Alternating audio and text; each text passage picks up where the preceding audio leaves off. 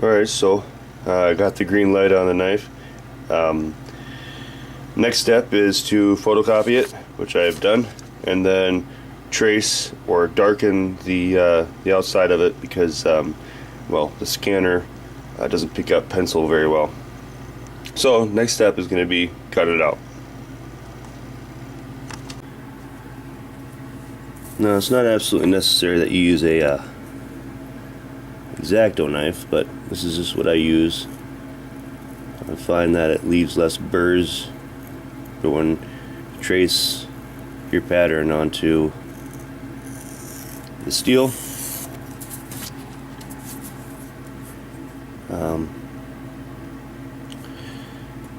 Biggest thing is not to tear it.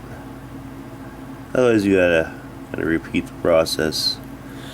And also, you want to note you want to cut on the outside of your line. If you go and leave too much material on, you can always take it off, but if you take too much off, then you end up having to change the style of the blade, or the shape of the blade, I should say.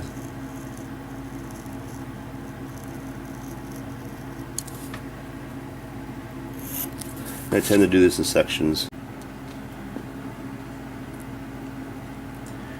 Now we are going to position the knife on the metal, being sure not to bend the paper, and we want to get crucial points of contact so that when we trace it, we don't have any major issues with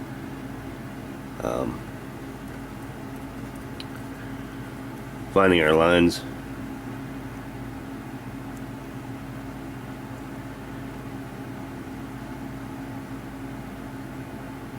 Like I said, you don't want to move the paper too much once you get it on there.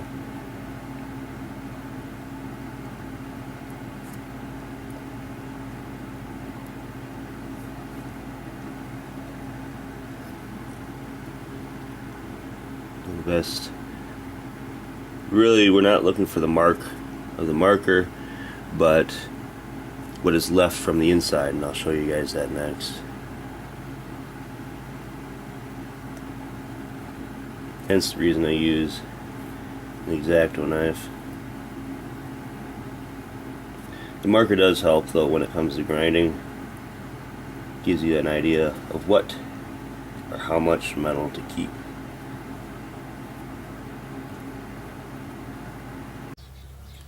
And now I've got steel securely clamped down to a table. And I will be grinding this out, so it's going to be loud.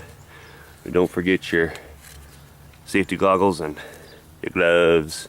Gotta have your gloves. So adjust your volume. It'll probably get loud. Things to note, like I said before, you want to stay on the outside of your line, because you can always fix that. If you go inside of the line, then you have problems with having to redesign or reshape your knife.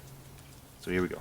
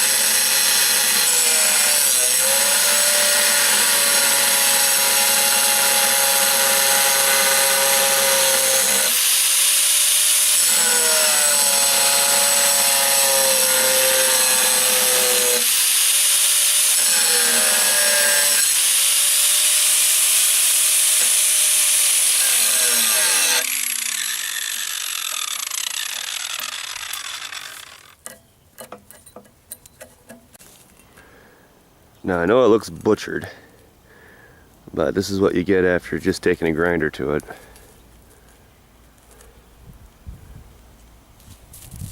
As you can see, I stayed outside my Sharpie lines. I did get a little close in some spots, but not a problem. Didn't go in. So that's what we have. And then I'm gonna now get to the belt sander and try to clean it up a bit. One thing I've learned through the process of making knives is that these are very, very important. I end up getting metal dust all up in my respiratory system, and it doesn't agree with a person. So I highly recommend some type, even if it's a cheap, I mean, a package of these are like $1.50.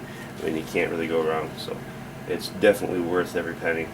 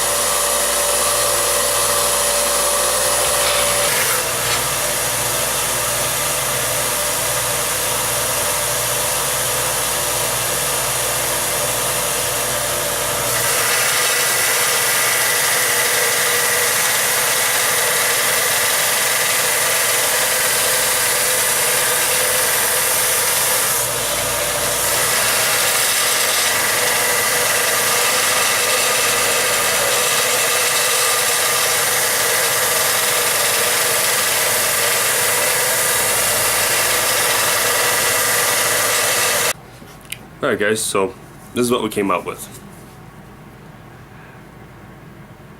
After about a half hour on the belt sander there. Got all the edges straight, flat, clean. You better look at it.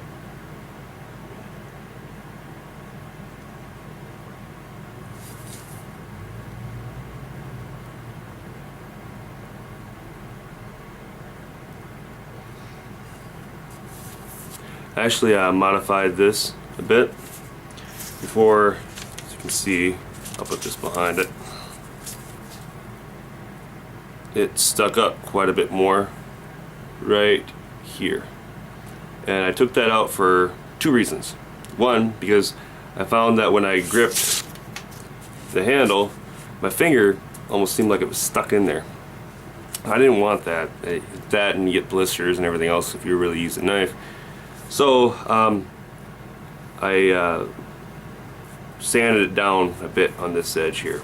So still got that grip, but you're not feeling like you're sticking your finger in there so much. Also, being that I have a small sander, it was a bit easier to get in here and get this nice and flat. I don't know if you'll be able to see it.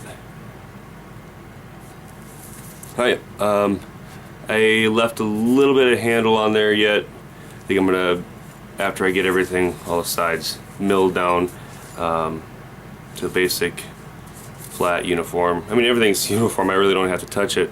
I guess I could always do that, later on. But this is the first time I've started with decent, ready to go stock. So this is what we've got. Fits really nice in the hand.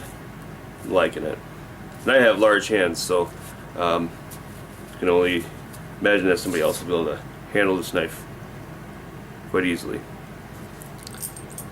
But yeah, I think it's lines up pretty well with the drawing.